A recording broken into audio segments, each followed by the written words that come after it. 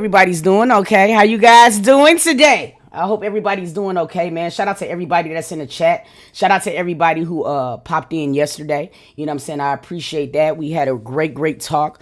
You know what I'm saying, about where is Janiyah. You know what I'm saying? We had KC join us. Shout out to KC for all the work that he do. We also had Janiyah's father, Antonio, and they was able to provide a lot of information that we wasn't privy to. So shout out to everybody who popped in and things like that. I really do appreciate it. I've been doing a Tuesday testimonial, and I got everybody. I know a lot of people sent in, you know what I'm saying, or whatever, ready to share their story. And listen, we're gonna jump right on that. You know what I'm saying? What we're doing is we're scheduling them. So we're gonna reach out to you and let you know exactly when you can air and things like that. So I just want you to, you know what I'm saying? I just want you guys to keep sending the stories in. We are getting them. We're just making sure that we do everything right into priority. Okay. Today we're going to be talking to Maurice Carter. Now a lot of people remember Maurice, and if not, we're going to give you a little snippet.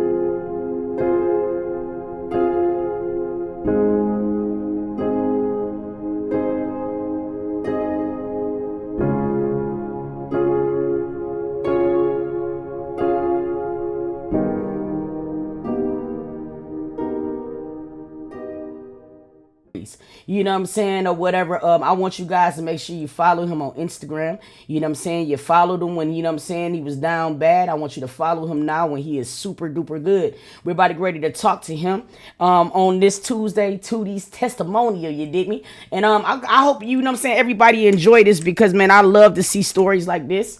I love to see people overcome adversity. As you know, my mom, she wasn't able to overcome it. So to be able to talk to him and see his journey, man, I ain't gonna lie, shawty. Like, I don't know, it's inspirational as hell. So we finna get on to that. I'm finna get ready to call him up right now. Give me 1 second. Let me get all of this stuff right. Let me deactivate that. I'm coming. I'm finna join you right now, boy. Hold on 1 second. I am so geeked. I am so damn geeked. Maurice, can you hear me, bro? Can you hear me good? Yes, man, I can hear All you. right, I can hear you good too. Hey, listen, I'm also on YouTube as well, bro. Listen, I've been following your story. Like, seriously, I just played them a clip before we got on so they can see where you came from, bro, and where you are now. You know what I'm saying, or whatever. And I mean, it's a lot of people that knew you. My sister, I was telling my sister I was gonna be doing an interview with you today, and she was like, "I know him. I know him," and you just don't even understand, like, how many people lives you are really touching, bro. And I just want you to continue it. But I'm gonna shut up once you introduce yourself, and we're gonna go from there. Okay, my name is Maurice. And I just want to say thanks be unto God.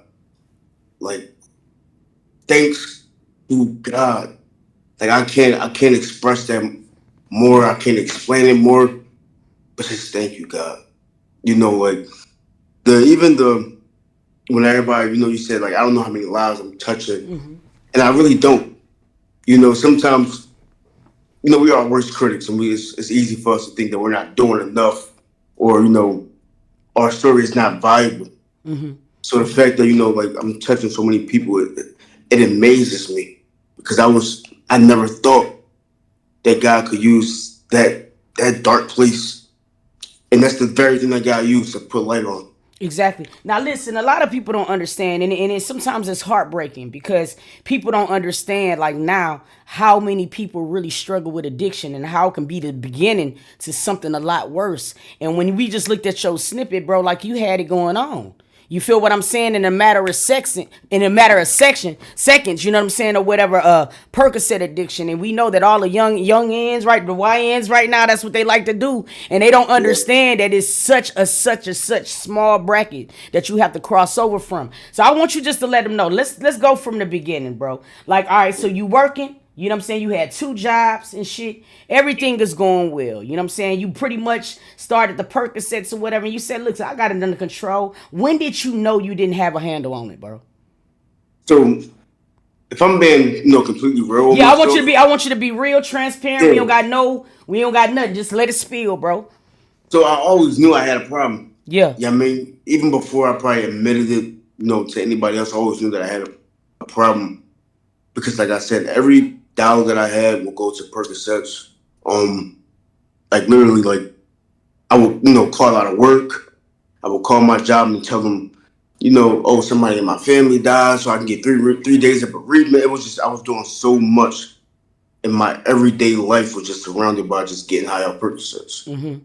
And like you said earlier, like a lot of young people are doing it, and they're doing it without the real thought that it can get bad. Mm-hmm. Because I didn't think that it can get bad. Like I never did dope. I never did hard drugs. So I didn't think it can get that bad for me. Yeah. So I was doing it in innocence. I really was. Yeah. Um, but yeah, so I had two hospital jobs, and I would get paid every like at least about $1,700 like every week. Every Thursday I got paid, Mm-hmm. and I love them days because I made sure that I would call out of work. Yeah. I could have my day off, do what I needed to do, and everything went there. I had my own apartment, I had my own car.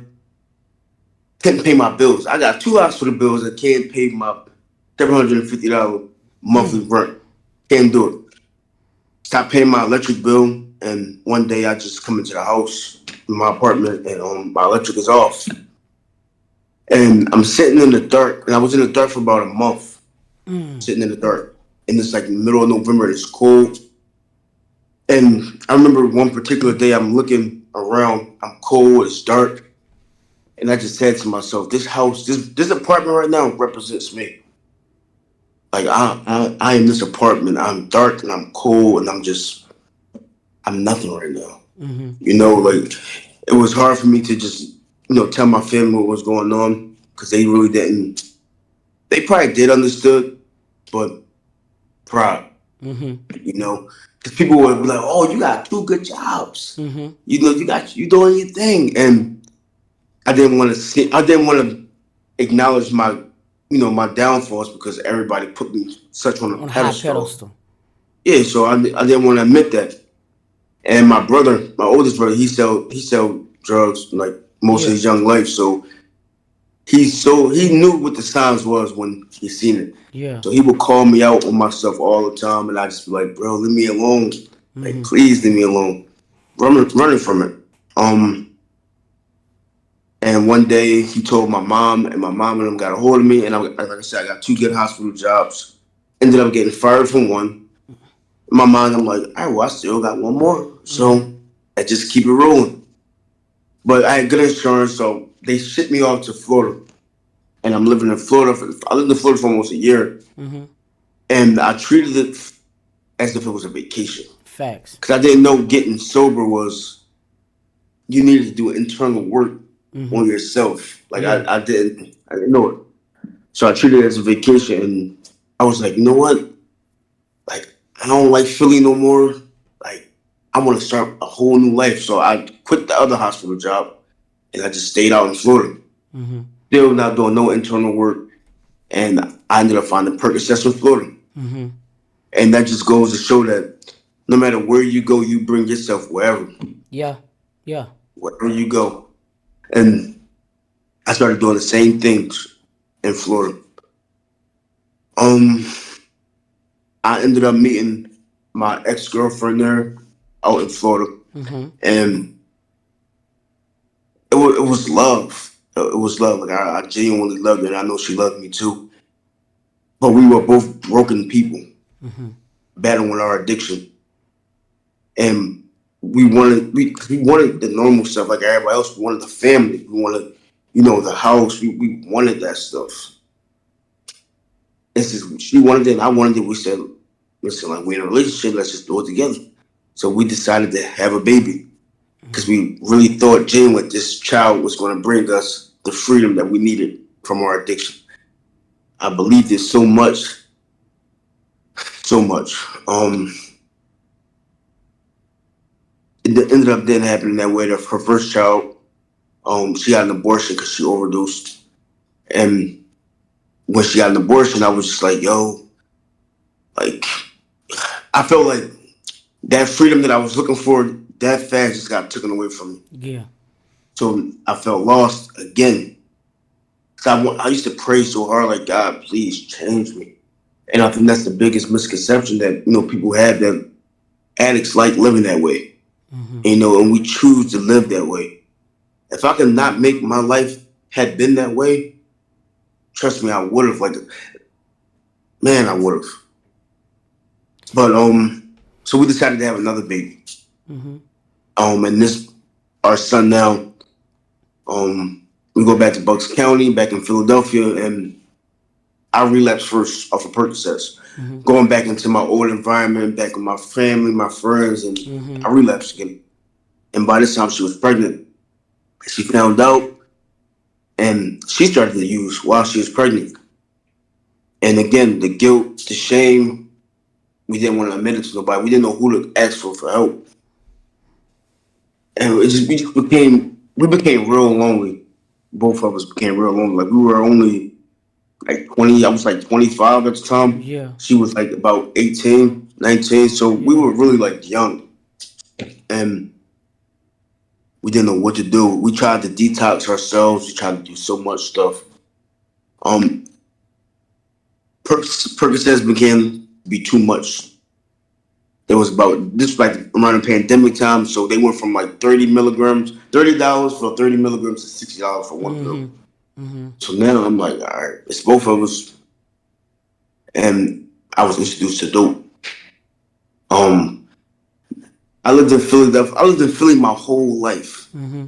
I have never been to Kensington in my whole life at all until I was introduced to dope. Like, I heard of Kensington, but I never been down there. And when I first went down there, I used to be scared. I wouldn't get out the car. So I'm like, yo, these people shooting up in their neck. Like, these people, like, look at this person. Like, you see his arm is coming off. I used to be scared of it. And I used to ask my girl, like, I wonder why these people don't go home. Like they out here standing around a fire in the cold. Why don't they just go home? Until that person became me, and then I understood it. Understood what it's like to actually, like, sleep on the ground outside and have one blanket. Um, when we went down there, we was doing the dope, and then it led to crack, and then it led to meth, then it led to cocaine powder, all within, I want to say, about almost a year. Like, that fast, I was literally doing every hard drug down there in Kensington, and I wanted to die. I wanted to die so bad because I couldn't understand how I could let myself fall this much. Like, I just didn't understand it. And at this time, when we was living down there, we had lost full custody of our son. So it was a lot of things that I didn't want to be sober and think about this stuff. Mm-hmm. So we self medicated. Um, our time down there was, and if anybody's not familiar with Kensington, Kensington is a Philadelphia neighborhood, and it's the biggest open drug market on the East Coast. Literally, addicts come from all over the world to just come to this neighborhood because it is like the Disney World for drug addicts. Mm. You can get high in the street. You can, shoot up if you want to in the street, smoke your crack pipe, and the cops. I literally had a needle in my neck in the middle of the street, and a cop rolled by, and the cop was like, "He got a needle in his neck." So it's normalized there, and that's why so many addicts, come there. But the feeling of being trapped down there, because I live literally a couple of train stops away, and I felt I felt like I needed the drug so bad that I couldn't leave. Because that meant if I left, that meant I'm away from the drug. Mm-hmm. And when you're in an active addiction, nothing can take you away from your drug. And I've come to understand, like, my mother's love is not going to take me away from the drug. Not even the love I have for my It's just. son is not going to take me away from the drug. There's something that addiction does to you that it latches onto you to the point where you feel like you have no way out. Like I said, you want to die. People would say, "Oh, you're a crackhead. You this, you that," and that person, saying them things ain't doing nothing because that's already what I call myself. I already think so much less of myself anyway, so it does nothing. You need help. You think I don't know I need help? Like it's a lot of things. I've tried to get sober so many times. I've been to over 20 rehabs, detoxes, residential, like IOPs. I've done it all. I've been to rehab from Florida to Baltimore to New York to California. Like I'm running, trying to find something out here that can save me from myself. Because if I love myself the way I say I love, like we say we love ourselves, so why am I trying to kill myself with these drugs? Because it's a cycle: jails, institutions, and death. That's what it is. And I've experienced all three. I've OD'd and woken up and been like, "Where's the next shot at? Where's the next hit?" That's insanity. It's not normal, but when you've been in that environment for so long, it becomes normal. It becomes normal. Like I've stepped over dead bodies down in Kensington. Like I've gotten robbed while being overdosed, being dead. I've stopped breathing for 4 or 5 minutes, face purple, like abscesses all over my body. My skin is coming, my flesh is showing, and I want to get high. I'm in the hospital. One particular time I was in the hospital, and they wouldn't let me leave, and I ran out the door with my gown on, behind sticking out, running out just to go get high.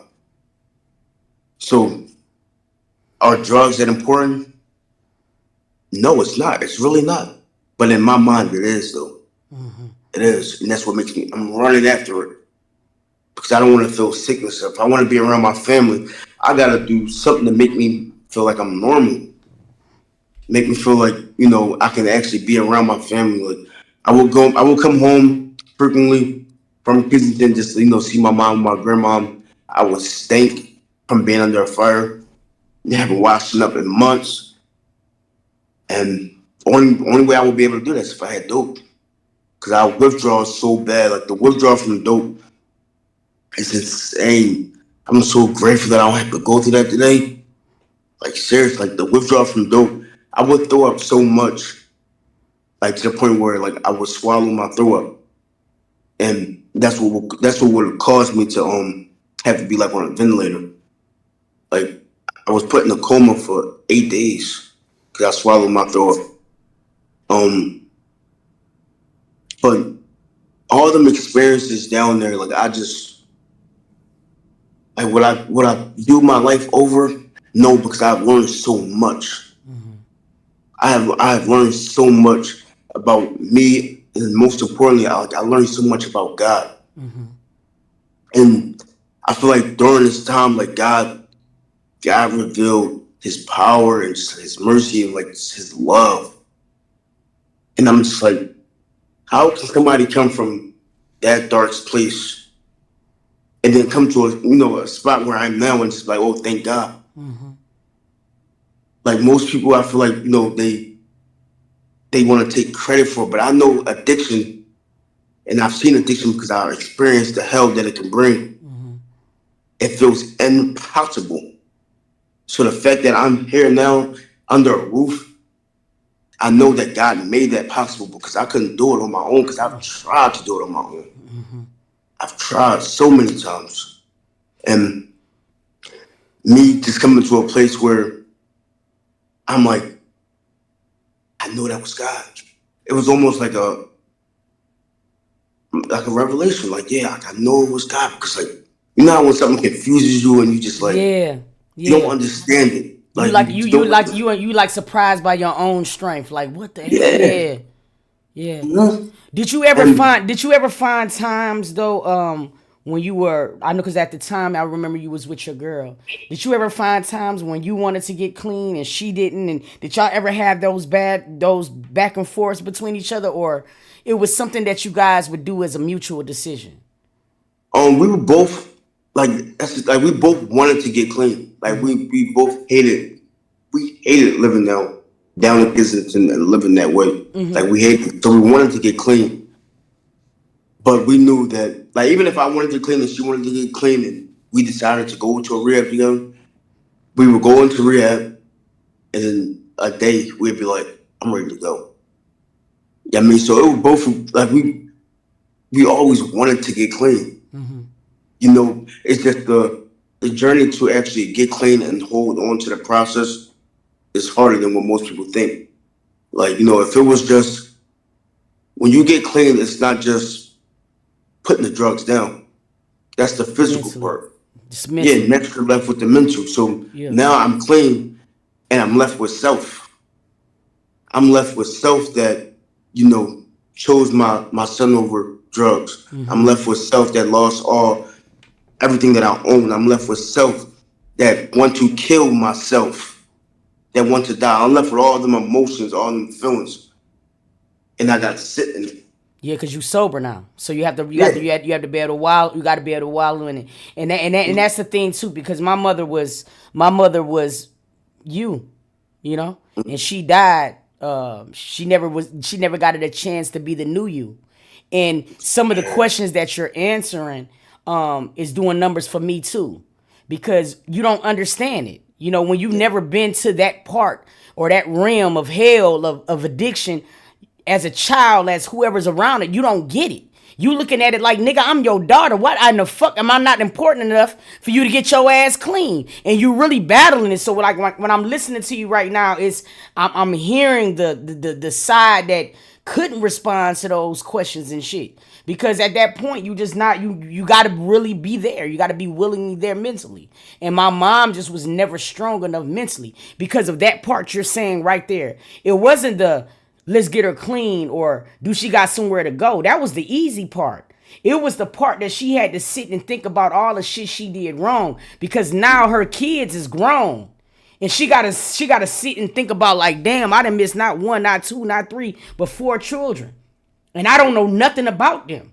So You that know how made bad her that want to shit go hurt back and though? get high. Exactly. That instead of dealing with that, she would rather just go back and get high because she don't want to deal with that. So when you said the cleaning part is just a fraction of it, you absolutely right. Because people can't live with the demons and the things they used to be sometimes. And that makes you a man to be able to deal with that shit. You feel me? That's the second part of recovery. So, bro, for that alone, bro, I commend you. I'm gonna tell you something with your story that really touched me. It was the happiness your sister had. Hmm. Okay. It was, bro. I looked at that video like over because she was so happy to have her brother back, and I mean you could feel it through the video. And it's like, have you ever had the situation to where you was down on Kensington and your family found you out there, Oh, like saw absolutely. My you? family will come down there all the time and try to, get me help, and I would run from them. Yeah, yeah. I would run from them. My sister in particular, like she would bring me a tent. She would bring me clothes. She would, give me money for food, and she'd be able to, share too that like when she would come down there, I didn't want her to. I would be so ashamed. I didn't want to look at her. I didn't want her to look at me. And she would be down there, and all I wanted to do was get her out of my face. Because even though we're deep in our addiction, we still have a conscience that still can love. And even though I was, down that far, I still had feelings. Like I've told myself that like I don't want this is my little sister. I don't want my little sister having to look at me like this. Who only knows what she's really thinking in her mind? For my little sister to have to bring me a tent, for my mom and my brothers and sisters, for them to have to think about me when it's snowing outside. Like I Facts. wonder where Maurice is. Like, Facts. I only imagine, that part. But I just want to I want to make it known that there wasn't a day that didn't go by where I didn't think about him. Yeah. Like I think about him all the time. Like my family. Like I want to get back to my family so bad. And this fucking addiction, like you feel so trapped. You feel trapped.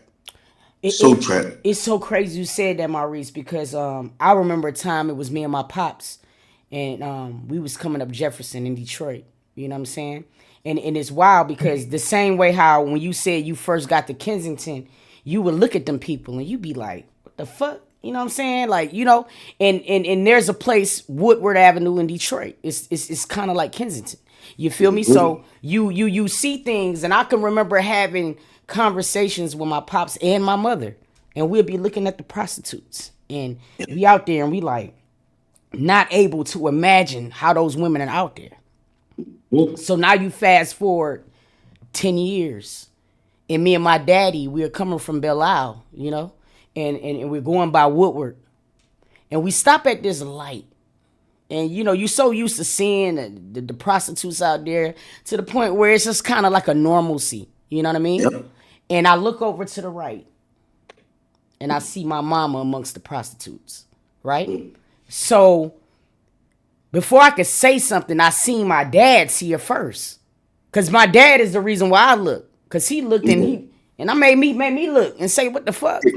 Yeah. So my dad rolled down the window and said, he calling her. She turned around and looked me dead in my eyes and took off running. Yeah. And when you said this, what you just said just a minute ago, it brought me a little bit of calm because she's not here no more. So it's certain answers I'll never have.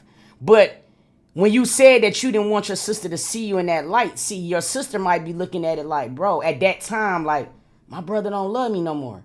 So when I was looking at my mama run from me, you know what I'm saying, instead of towards me, it made me feel that way. Like, damn, she don't Yeah. even give a fuck. She'd rather be out here to be with me. But when you just sat up there and you just said, it had nothing to do with that. It's just the fact that the matter is an embarrassment for her. And I didn't look at it like that. I'm looking at it like I'm the child. You my mama. You supposed to be over here. Why are you with the prostitutes?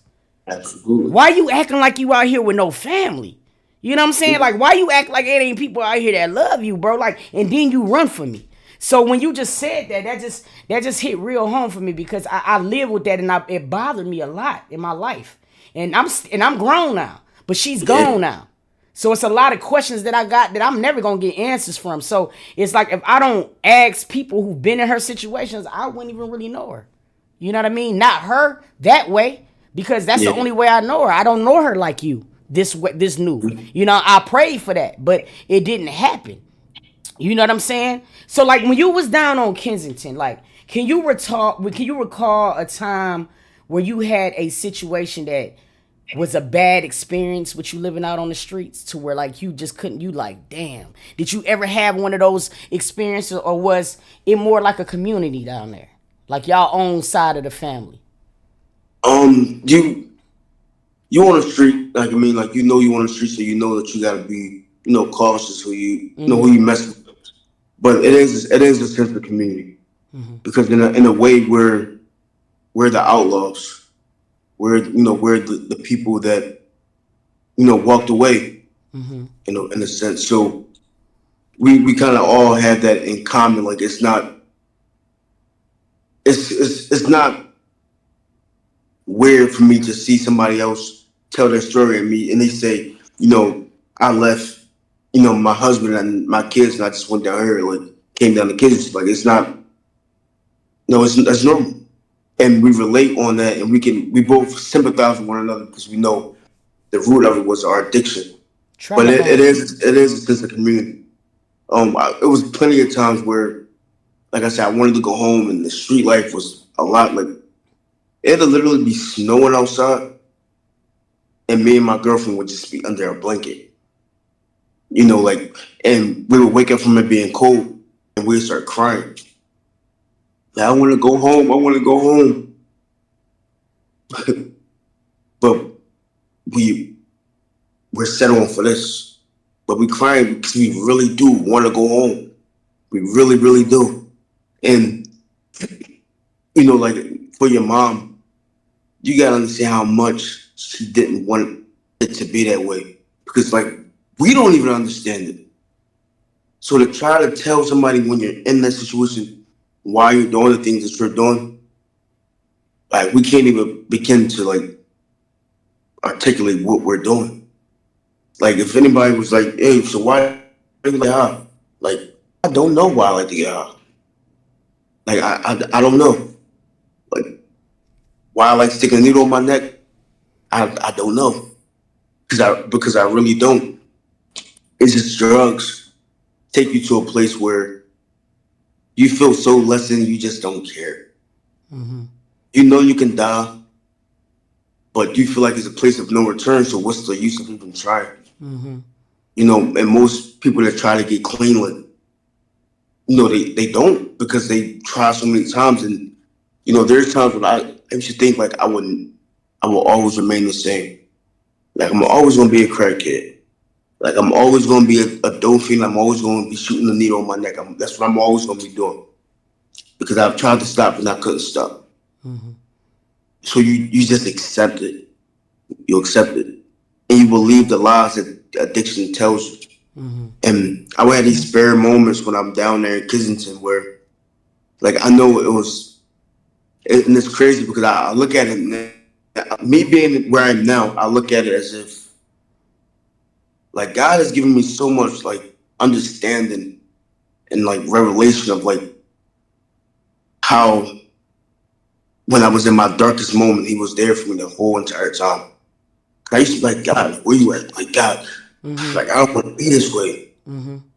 So when I came to my sister's house, I came back, and like I said, the drugs is down. Now I'm left with my mental. I've been in this place before where I tried to get sober, and I've been left with my Mm-hmm. mental. So I already know what that brings. So this Mm-hmm. time around, I came back, and I said, "Okay, God, like now what? Like Lord, like no lie to you." I said, "Lord, please show me my purpose, God." I'm like, Lord, talk. Like I need to hear your voice right now, God, Mm-hmm. because like my life, even sober, is like, what is it? Like, what is my life? Like, what am I meant to do? Like, I'm back. I'm back home now. I have no job. I have no clothes. I have nothing. God, so what am I doing? Because my situation in life right now and being in Kensington is really no different. So I said, God, please, like, I want to hear your voice. So I allow my time. I allow time for God. And when my sister would go to work, I would be left in the house by myself. Mm-hmm. And I would use them time to really sit. I would pray and I would just sit by myself and I would like really meditate. I'm talking like and like really like I'm like really trying to get in tune with God. And like I said, just understanding about where I came from and how I was guarded because there's no reason why I should be alive. I got hit by a train. I've been in a coma. I've OD'd plenty of times. There's no reason why I should be alive right now. So and, it's crazy because, growing up, people always used to tell me, like, Maurice, God has a purpose for you.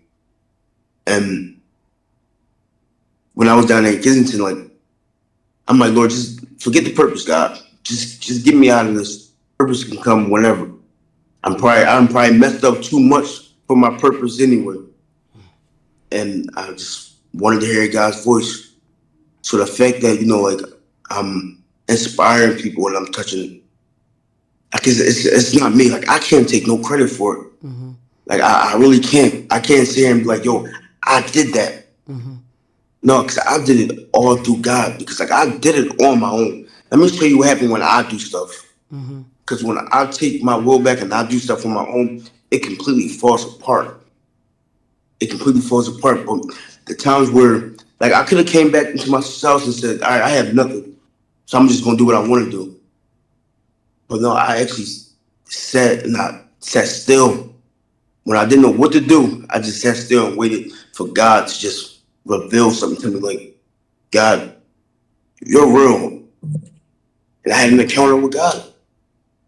And that encounter with God, like, it made me understand that this is much bigger than me, and that what I went through is not even meant for me, but it's meant for somebody else out there.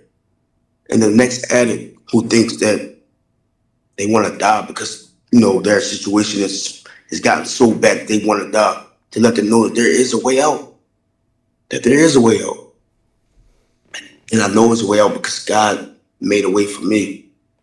So like I can't get here on this live with you and say and don't acknowledge God, because God is the reason. Like in the, it really it scares me and it amazes me at the same time, because God revealed His glory to me and gave me the understanding of it, and understanding to the point where I can't even take credit for it. Like I could have been like, oh yeah, well I got out and did what I wanted to do. I got out on my own, but I can't. I got to such a low point in my life where it felt impossible, and I didn't think it was a way out.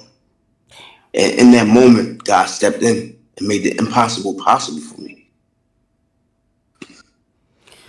I could see it in your face too. When you're even talking about your story, like how real it is, and I also noticed that you and I remember your ex girlfriend. She was also on a good road to recovery too. Are you guys still friends, or what made y'all just not want to do that anymore? Well, so let me see. Probably like in March, she had got locked up, and when she had got locked up, I was out there by myself, and I was selling drugs. And in Kensington, when you sell drugs, there's only one way out. That's straight to jail. So I ended up, getting locked up a few months later after her. And so that means we didn't see each other. We didn't see each other for almost a year. Like March will make a year since I've seen her. But so we both came to a place where we was down there by ourselves. Yeah, I mean, and we didn't have each other. So she did, when I was locked up, she decided to get clean, and she flew to Georgia. When she flew to Georgia, she did really good down there, like real good. And I got out of jail, and when I got out of jail, I went right back down Kensington. I said I'm just gonna do one more. Like, that's all. Yeah. Just one more, and that one more turned into almost being about 3 or 4 days down in Kensington. So now, yeah, and I'm like, where did time go? So I called her when she was sober, and she just so disappointed in me. It's like, and she just cut me off completely. She just cut me off, and Good. I'm just like, Mel, like, and I'm not used to that. I'm used to me and her being, With some she Bonnie and rocking, I'm Clyde shit. rolling. Yeah. Yeah, I mean, so that took me for a little spin, and now I'm feeling the guilt, the hurt, and the shame. I'm feeling that, and it really was on me. But like I said, in Kensington, you feel trapped. You feel so trapped. It's not even funny. I can't even really explain the trapness that you feel, but I wanted to go home. I knew I wasn't down there for so long, to the point where I would start withdrawing again. So I'm just like, God, please, God, let me go home, God. And the block that I was selling drugs on, the people that I trusted so much, that I thought had my back, they all turned against me. And these are the type of bosses in Kensington where, they'd make you eat dog shit. They would chain you up in the basement. Like, so when they turned against me, I'm like, I'm out. Like, you mean? So I start running, and it's like 12 people chasing me, and I'm running, not knowing where I'm running to, and I end up in the lot, and I'm in the back of a pickup truck, like Smag and like Craig and Smokey. I'm in a pickup truck Yeah, you like trying to this, hide and shit. Yeah. and I look in the driver's seat, and there's a key in the ignition.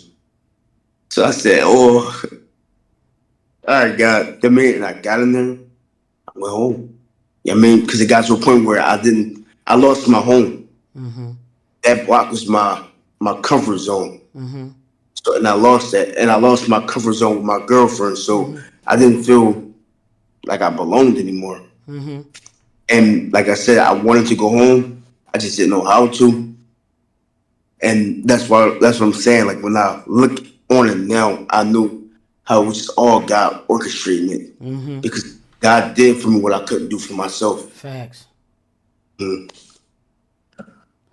What is the thing now when you're around your sister and your mom now, even though it's gonna probably be years, it's gonna be a lot of things you're gonna have to deal with and sort through and things like this. What is your go-to when you have your down days? Because I know that every single day sometimes it's still gonna be a challenge. You feel Oh what I yeah. mean? Especially when it comes down to the things that you have to deal with when it comes down mentally. So like when you find yourself having those low moments or things like that, besides meditating, what else do you do? Like So my mom and my sisters and them, they are a great support system for me, facts. like without a doubt. But there's certain things that they don't understand about addiction and just the whole lifestyle getting out. So me being sober now, I could have a thought like, damn, I want to get higher than them. And if I tell my mom or my little sister, they're gonna be like looking at me like, I'm about to fall off the wagon. Mm-hmm. So I can't really go to them. So I have a sponsor, Okay. and I'm working the NA program, Mm-hmm. and that sponsor is who I go to when I got my moments where I want to go use, or my thoughts is getting too much for me. Mm-hmm. I go to an NA meeting on Zoom. Like there are resources out here that are made for people like me, Yeah. because yeah, everybody is not going to understand. They no, but people be like, oh well, you clean though. You shouldn't want to go back. And it's like I don't want to go back, but that don't stop the thoughts from coming though. Mm-hmm. Facts. So when I tell the next addict, like my sponsor got over 30 years clean, got 32 years clean, Mm-hmm. and he still have thoughts. Exactly. So me telling him one addict helping another, that's where the unity come at, like the NA unity, the AA unity come at. One addict helping who understands my struggle and understand the mental of an addict other than the next addict, Facts. recovered addict. Yes. So that's really like my go-to for things when it comes to like my addiction. Now, if it's little stuff like, mom, how do I make some fish, something like that, then I'll go Yeah. to my mom for it. Yeah. But other than that, and my mom is that's my dog for real. Yeah. Like my mom has been like really support. My mom has really been supporting me. I know she's so happy. She called me all the time. I'm like, oh my gosh, like mom. But I Nah. know Yeah. I know it's just because she's Yeah. happy that she can even call me. So I Call answer you, the phone bro. anyway. Yeah, nigga. What the fuck she Yeah. want to be able to just hit her son up? I'm gonna be lying. I'm not even gonna lie to you, bro. Like, I watched so many videos of you on Kensington. I'm talking about when you were just down on your dick, dog. Just Mm-hmm. being real. Mm-hmm. And it's just making Mm-hmm. me cheese so hard just to talk to you like this, bro, because I mean, even through your story, I'm seeing the power of God. I'm not gonna lie, I used to see the story, and you know how like when they used to do videos about Kensington, they'll report like this person died. Yeah. This person passed away. I used to check the page for you, bro. Cause when I seen that picture of you with the needle in your neck, I was like, he ain't gonna make it out there.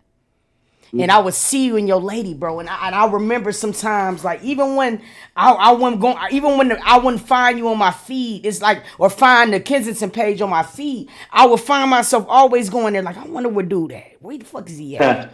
And then I remember the night when I was up, I couldn't sleep worth shit, and I seen your sister video.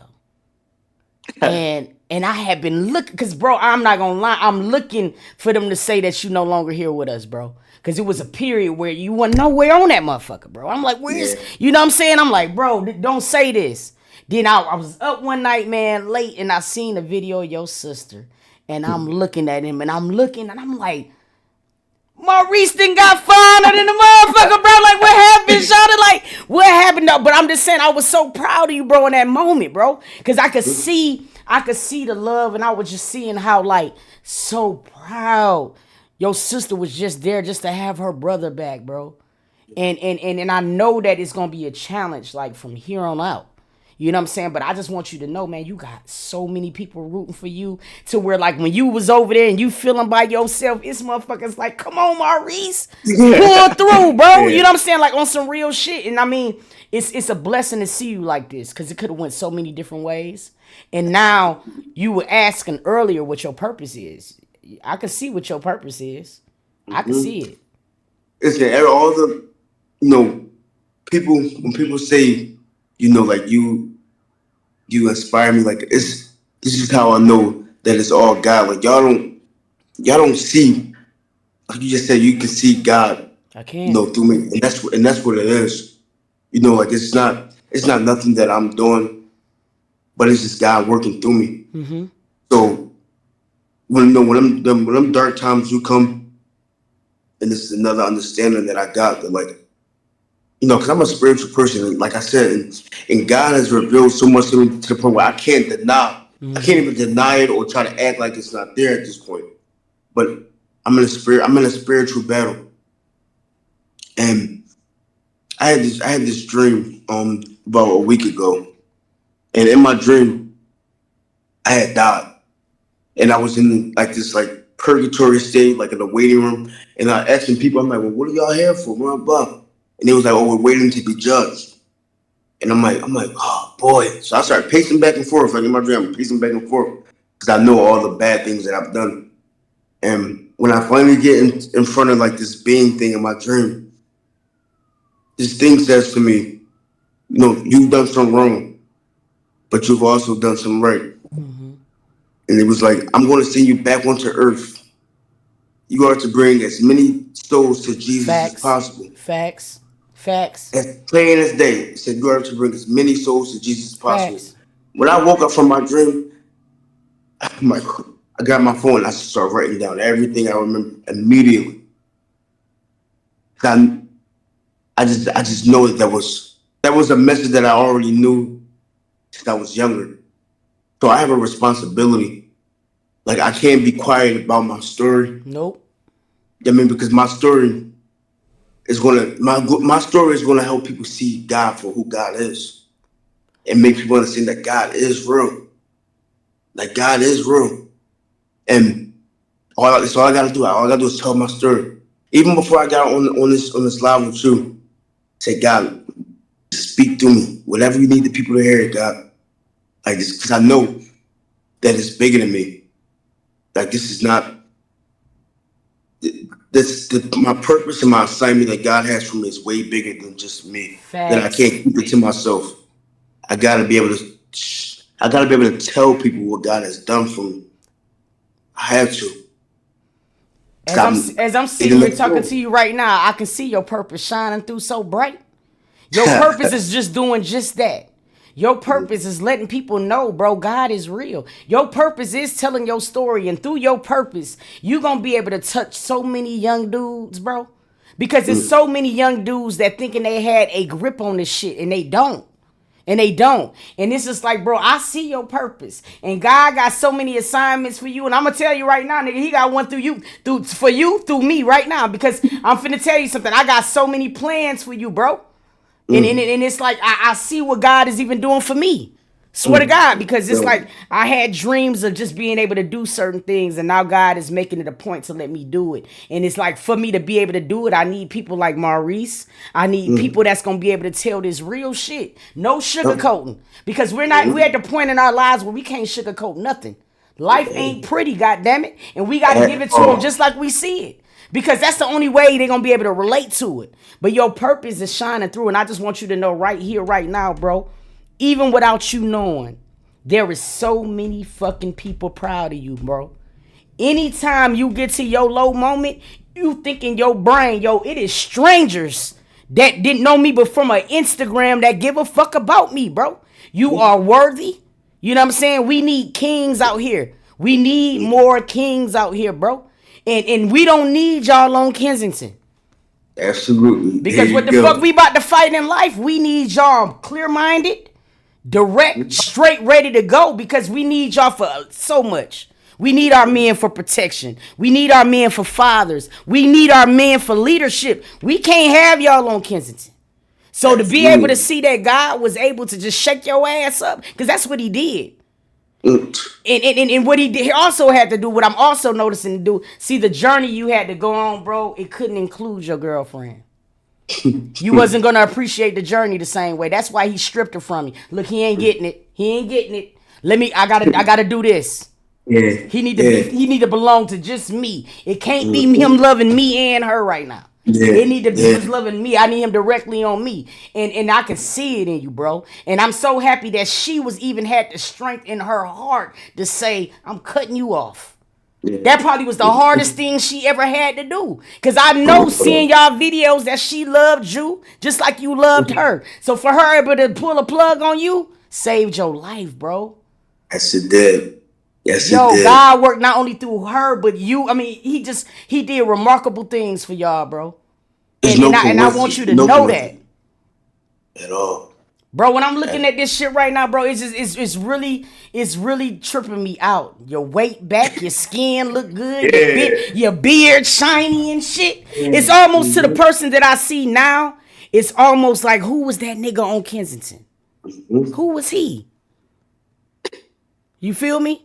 I'm proud of you, bro. I don't listen. We're gonna stay in contact because there's a lot of things. Our nonprofit just went through. We're about to be doing a Yeah. lot of things, talking to youth and Okay. stuff like this. I'm gonna need you for that.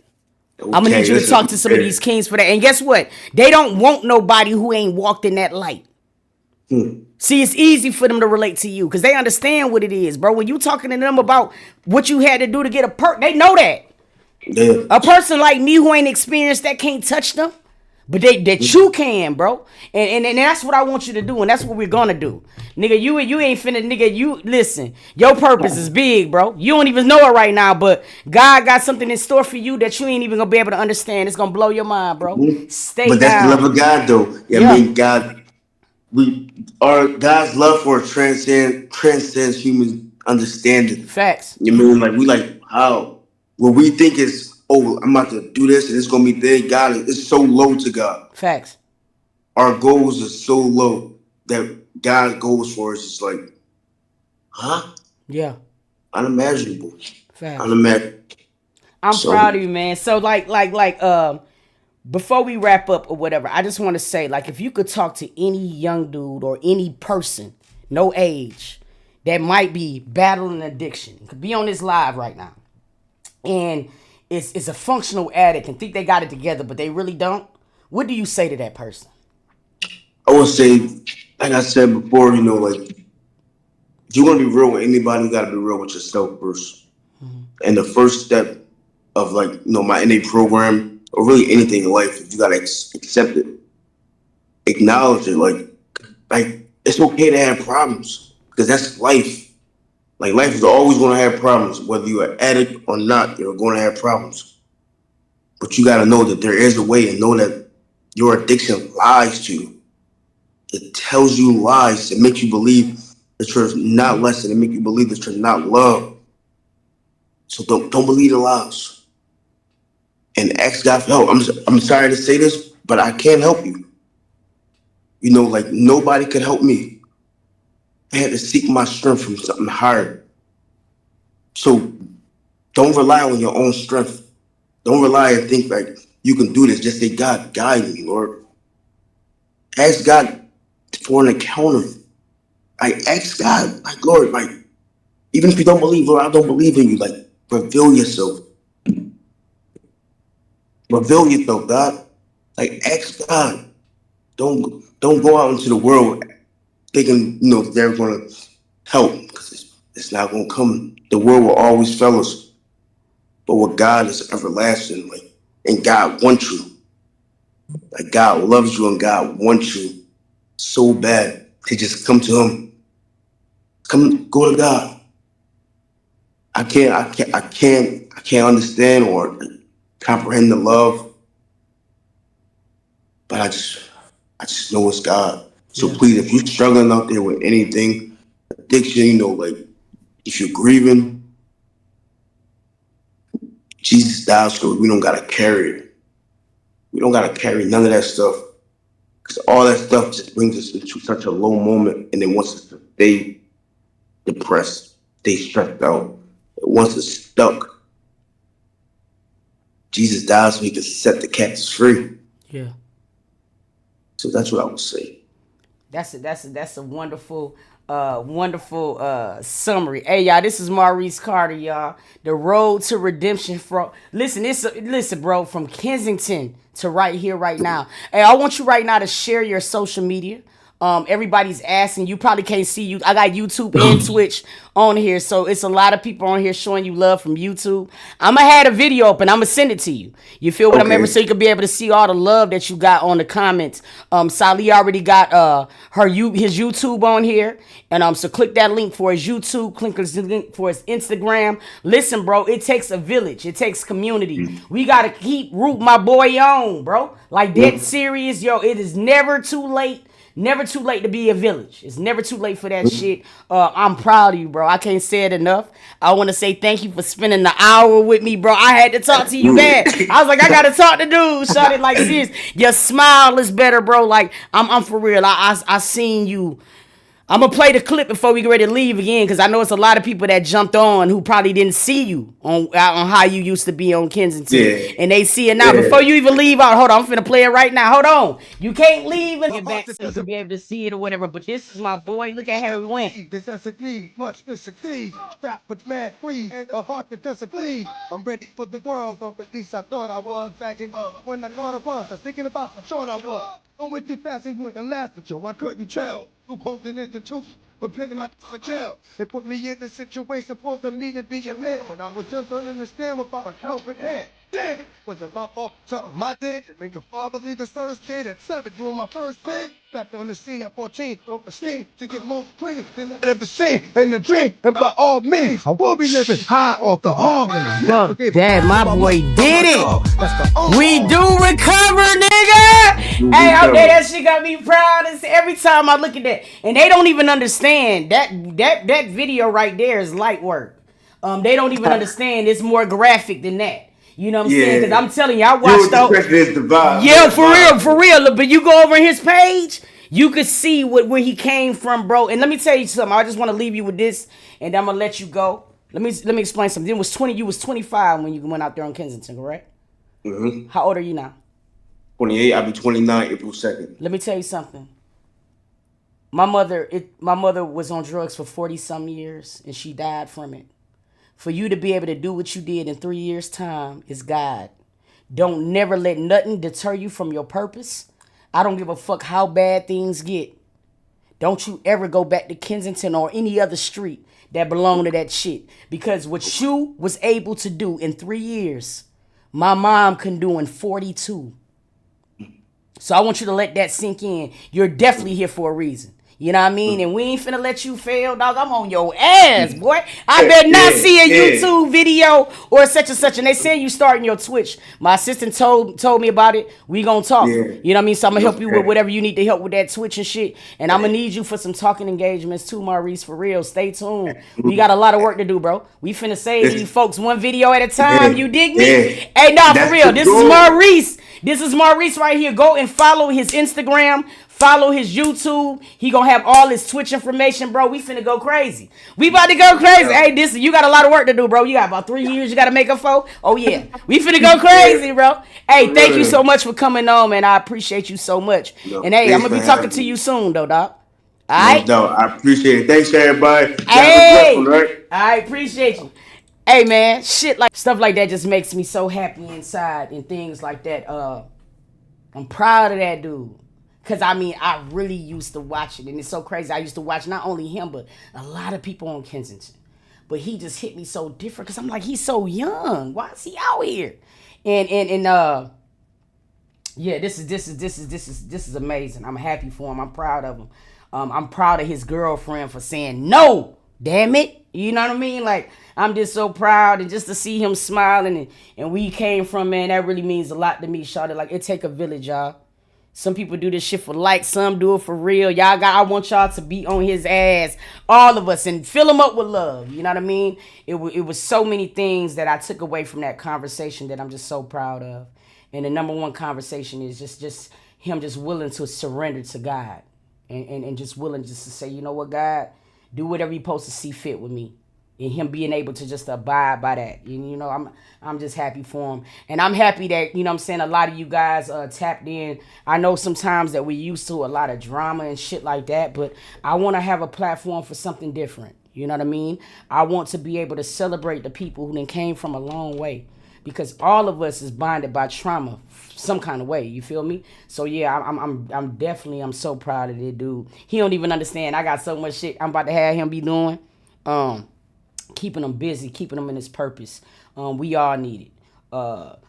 Whoever, if y'all in these comments right now, and you dealing with the youth, and you need somebody to be able to talk to the youth, we got somebody right here. We got a testimony right here. Let's use them. You feel me? We use everybody else. Let's use our people. You know what I'm saying? Let's make a change. You know what I'm saying? Starting with us, bro. The only way that we gonna do this shit is if we start looking at ourselves in the mirror and say, hey, look, I can do better. I can do a little bit more.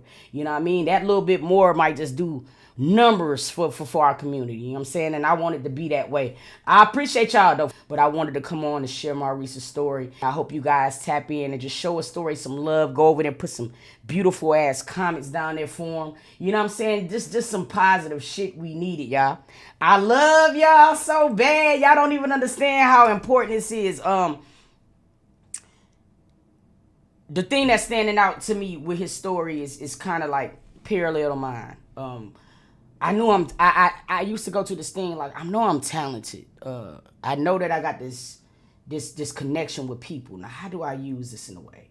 How do I do this? And I used to be so timid to step off on this limb, because I'm like, nobody gonna watch, nobody wanna hear success stories. But it got to the point where I said, in January, I'm finna do this shit my way.